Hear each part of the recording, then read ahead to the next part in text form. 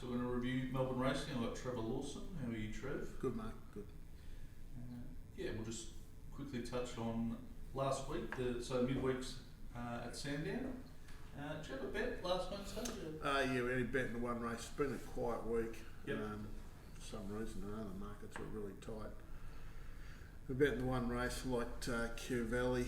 It was a bit of a strange ride. I thought he'd sort of roll forwards outside the leader, and he sort of got lost, and then got lost in the straight, and ran home, ran third, and maybe arguably could have won, but it wasn't sort of too good. It was sort of well backed early, but then got the blows, suggesting that may well have needed the run, but was sort of really locked into it. So we just sort of had we had Sunny on the roughie, Rocking Dream as well, which sort of didn't do much.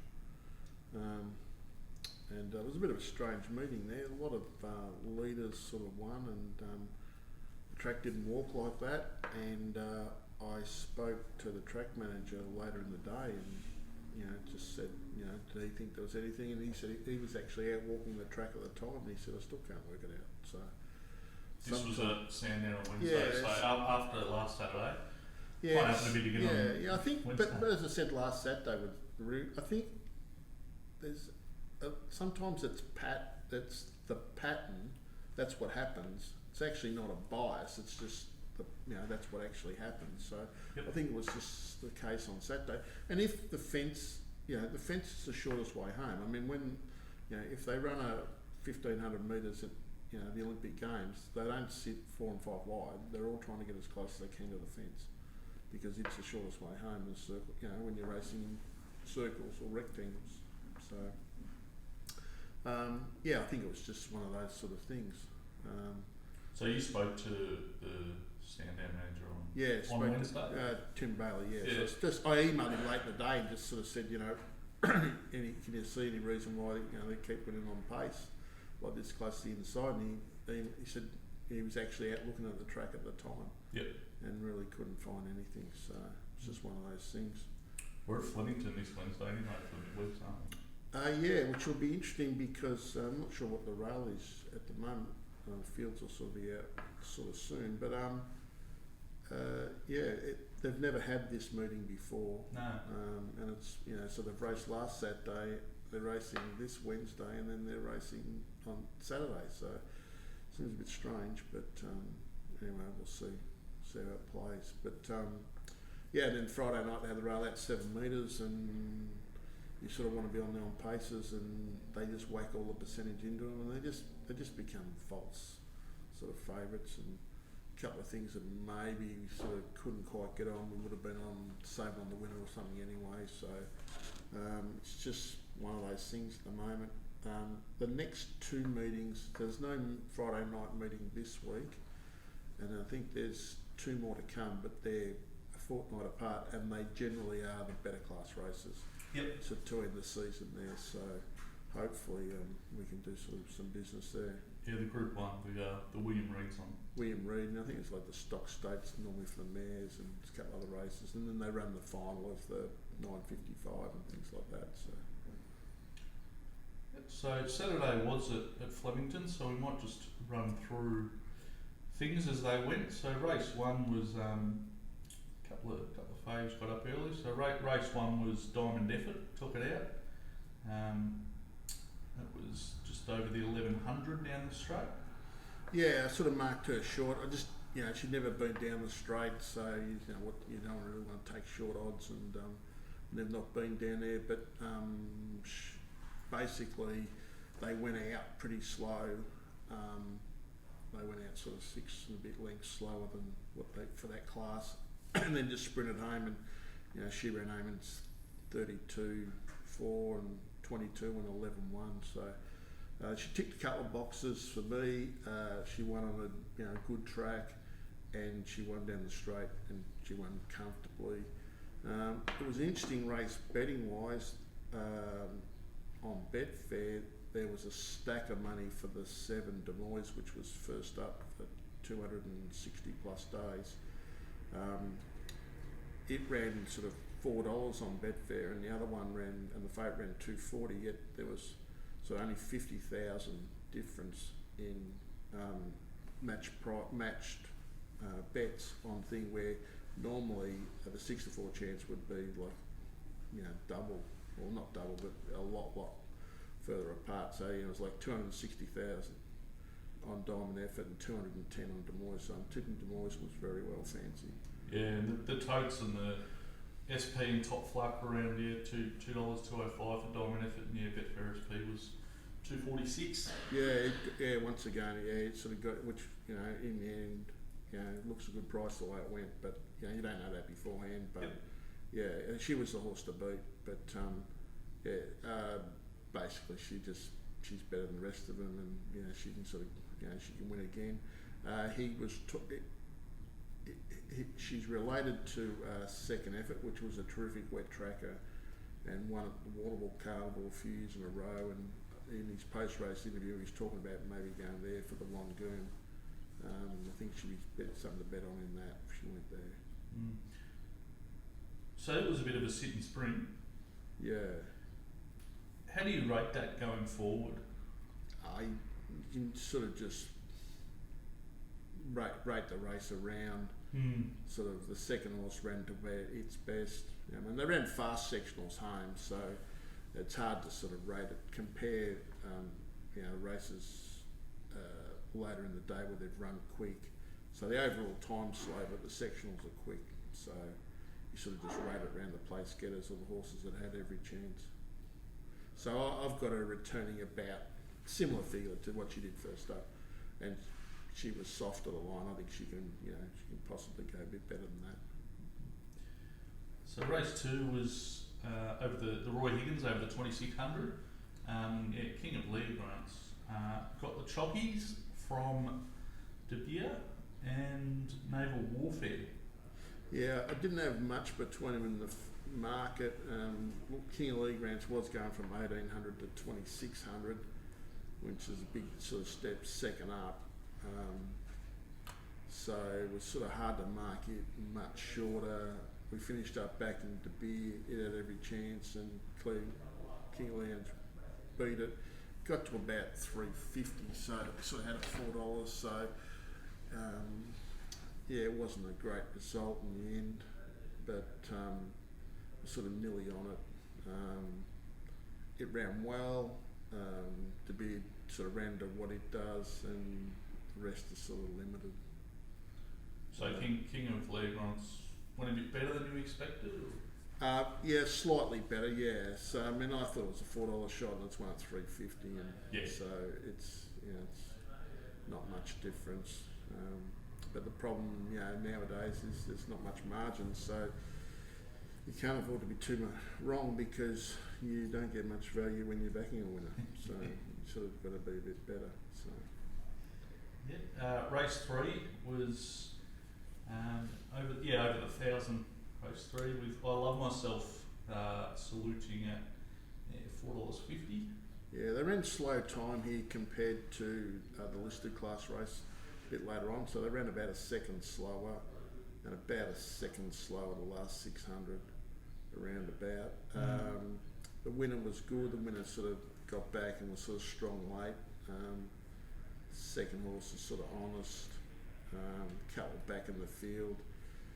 Vangelic didn't have much luck at vital stages and sort of ran on the right. He was talking about taking this to the Todman and maybe to the Slipper, but on my figures it's got at least 3 lengths to get anywhere near Hanseatic and Tagalova, so I don't think the form's much good here. Anything in backing Damien Oliver down the straight, or is it more just backing Damien Oliver anywhere? Well, it's just backing Damien Oliver everywhere. He is, to me, he's the king of the distance races. I do love backing him in distance. I do try to find him in the distance races. He's a great knack in that. But he's been a really great jockey for like nearly 30 years. Yeah.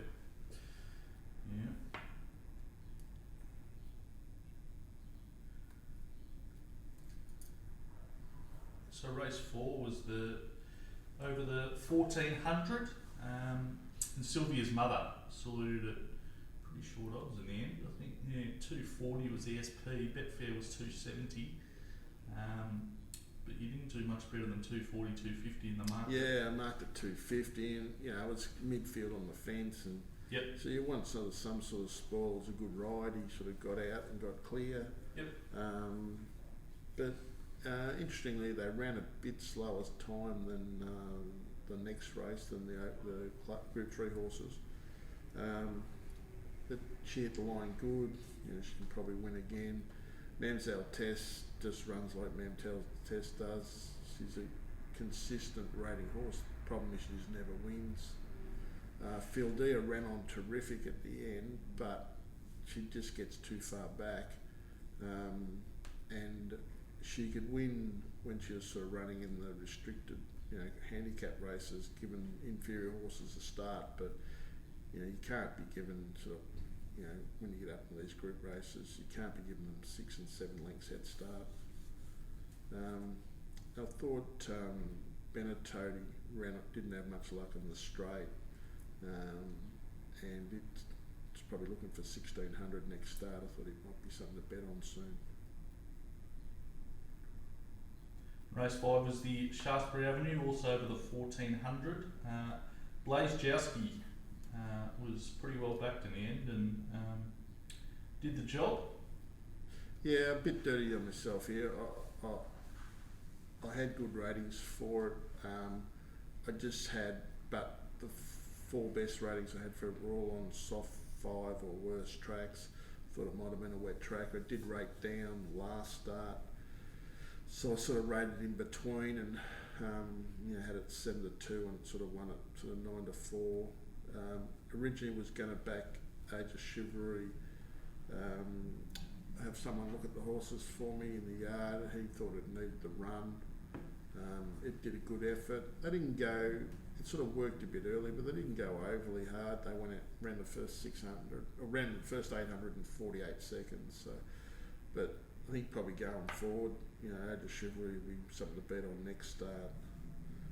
Blazejowski's going well, and can probably improve again if it copped a wet track somewhere. And Mulvada's just a honest, consistent horse, just sort of runs to his figure all the time. So it was easy rates to rate, but going forward, I think probably next start Age of Chivalry will be the one that improves out of the race.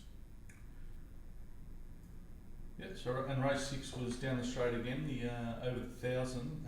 Fabergino at about 293.10. It was a little bit longer at some places, but the win, I think you rated it about $3. I rated it like 310, so I had it sort of roughly what price it was. It looked like mapping the leader. I'd watched its videos. Had to get some ratings from Cameron of this, and the ratings were spot on. He gave me a figure of 61.5, and I got a return of 61.5, so it's sort of pretty good. Watching the race when it was travelling, it's sort of like, well, I'd never bet down the straight, but again, it's first time down, just don't know how they'll handle it. But it was sort of, arguably the best horse in the race that's going to lead, so it's just sort of, getting the rating second hand. Going forward, if they ran the race again and you knew these figures, you'd love to back it, because it was just never going to get beat. It skipped, sort of found the front, didn't go that hard, and then sort of skipped home in 32, 3, 22 and 11, 2. So, Embrace Me's both broke 11 seconds last 200 and can't get within a length of the winner. So, it was good. Good roughie, ran on well there. Nolan Blonick might be in for a nice prep. Gets to 1400. I thought he hit the line good. One to keep an eye on? Yeah, in a couple of runs he'll find a 1400 metre race. Might be Easter Cup, the Victoria Handicap on Easter, whenever Easter is now. Yep. You never know when it is. It changes all the time. But it probably getting ready for it. 1400 might be a nice race for it. Yeah, so race 7 was the Group 1, the Australian Guineas. We were anticipating a bit of a match race between Alligator Blood and Catalyst, but Alabama Express in there as well, but it didn't turn out like that. Alligator Blood was far too good. Yeah, it's funny how, sometimes you know, you wish for all these things and they just don't eventuate. Sort of mucked this race up a bit, sort of had Catalyst favourite. It's interesting with hindsight, Alligator Blood and Catalyst raced beside each other last start and basically ran the same sectionals, and then this meeting, going to this race, he said on Catalyst he was going to take a sit. So in theory, it was going to have to run faster sectionals than things. So I didn't really think it. You know, it's wonderful in hindsight. When you wish they had. You know, when you look at the race afterwards, it's pretty easy. Alligator Blood's going to lead. Catalyst, he wants to take a sit. You know, Alabama Express, we had something on it at the odds. It's got beat 11 lengths. It's pulled up with an elevated temperature. So the winner is just a good, honest horse. Yeah, he's a good horse. He rates well. Second horse was good. The Perth horse hit the line good. And Soul Patch is flying. It's it might go to Sydney or it might go to the Alistair Clark maybe, but it's just a good horse. Chenier was okay. Dallas Hunt's gone. May not have come up. Guy looks at the horses said it hasn't really looked that great this prep. It's funny how sometimes when they come back not looking good, they never race that well. So and Catalyst, like face value was pretty plain. Like he had to come out the 600, but they weren't going that hard. And then you know he really only beat the 500 to 1 chance only 3.5 lengths. You know, sort of, and it went pretty good. The maiden, you know, it stuck on the right, so it'd be a good thing in a weak maiden somewhere. So Alabama Express, forgive the set pulled up. Well, yeah, you just got to forgive it. So yeah, I may have had the rating a bit too high last start. I might sort of tinker around with it a little bit, but yeah, it just pulled up with the temperature, and it shouldn't have got. When they get beat that far, there's something wrong. You know, you could say, oh, it was disappointing. It's got beat 3.5 lengths or something. But when they get beat almost 11 lengths, there's an issue. And Superstorm and Soul Patch running second and third to keep an eye on. Yeah, I don't know what he'll do with Superstorm. You know, it's a Perth horse, but it's a nice horse. But again, tactically, it doesn't have any early speed, and so it's going to struggle as it goes up in class. You know, that's the beauty of Alligator Blood. It puts itself in the race. It can run quick sectionals, so everything else has got to run faster. And it was sort of half suited to a little bit because when the 500 to 1 chance went forward and sat outside it, they didn't fly. They ran 61, almost 60. The leader ran 61.3 for the first 1,000. So it's even, not overly taxing. And then with the roughie outside it, then the two other chances actually had to come around the roughie to get into the race. But yeah, it's just good on the source. Alligator Blood. And Alligator Blood, where does it rate for you among just the better horses in open age? Well, interestingly, it actually rated less than 50 Stars ran faster time than it. The overall race in 50 Stars' race was quicker, and it ran a quicker last 200 and actually carried a bit more weight. So Alligator, its ratings aren't huge. Like I think it ran second in the Guineas to Super Seth, and then Super Seth got beat last week by Australia. So they're not standouts, but it's the best of these 3-year-olds. So bit of a winner too. And it's a winner, yeah. That's yeah. Sometimes that doesn't. You sort of don't take that into account. Sometimes you sort of,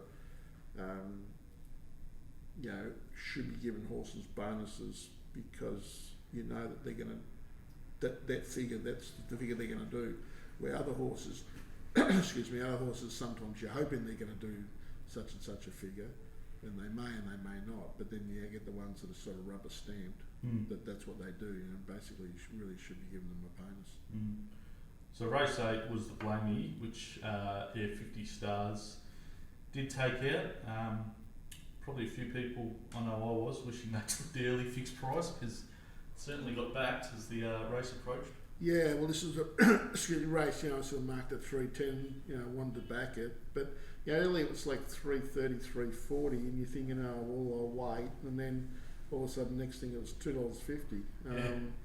So it's just, yeah, I don't know what the answer is. I'm sort of having to think about it this week, but it's just sort of hard when they're on the bone. As I was saying earlier, you sort of can't afford to be wrong. The race was interesting. So they ran faster time than Alligator Blood. Excuse me. I think because it was so short and there was no leader in the race, I think everyone assumed that Williams would go forward. Watching the race, I don't think he ever had any intention of going forward, yet it still won. The give up in the race might be that the stayer, Secret Blaze, sat 3 wide on the speed the entire ran second. Admiral's Joker ran okay. You know, Galaxy Raider, they go to Sapat, it finished up sitting outside the leader when it's always a get back horse. Night's Watch had no luck whatsoever. You know, it was a big drifter and then that heavily backed. Late, it had no luck at all, but it's just one of those horses. Sometimes you just get those horses that they just never have any luck. He might be just one of those horses. And Ring a Ding Ding, he ran on at the end, but I think he's half thief. I think that his 2 best runs were Moonee Valley over 1200 one day and at Flemington. I think he's like a lacquer band. You got to hold him up, hold him up, hold him up, hold him up, and they let him sprint for sort of 200 and something metres.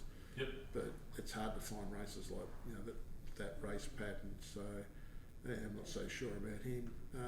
The winner flies at Flemington. He's his Flemington horse, so he sort of did his figure. I think he's going to the Australian Cup. Yeah, to be honest there, but yeah, I'm not sure if he's, you know, going to be sort of one to be on, but he's honest. And Secret Blade's come back in terrific form. You know, he's a 1.5 mile horse, so he's probably in for a good prep.